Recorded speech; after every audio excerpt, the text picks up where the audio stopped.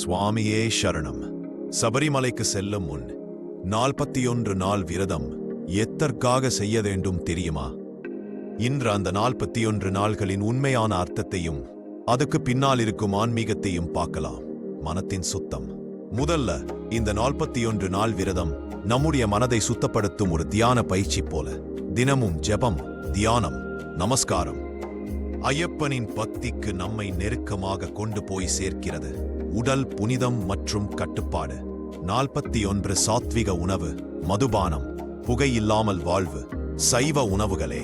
இந்த கட்டுப்பாடு உடலை லேசாகவும் புனிதமாகவும் வைத்திருக்கிறது. ஐயப்பன் தரிசனத்துக்கு சுத்தமான உடலும் மனமும் வேண்டும் என்பதற்காக இதை பின்பற்றுகிறோம். அகங்காரத்தை குறைக்கும் வழி. இந்த நாட்களில் கருப்பு, நீலம், வெள்ளை மாதிரி எளிமையான ஆடைகள். அதற்கு பின்னால் இருக்கும் அர்த்தம் ஒன்றுதான். அகங்காரம் இல்லை. பணம், பதவி, நிலை, சமூக உயர்வு எதுவும் முக்கியமில்லை. அனைவரும் ஒரே மாதிரி.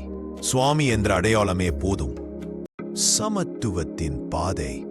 சபரிமலை விரதம் சமத்துவத்தை கற்பிக்கும் ஒரு பெரிய பயணம். ஜாதி, மதம், பணம் எதுவாக இருந்தாலும் ஒரே ஆடை, ஒரே மரபு, ஒரே நம்பிக்கை. இந்த 10 நாள் விரதம் ஒரு ஸ்பிரிச்சுவல் ரீசெட் மாதிரி.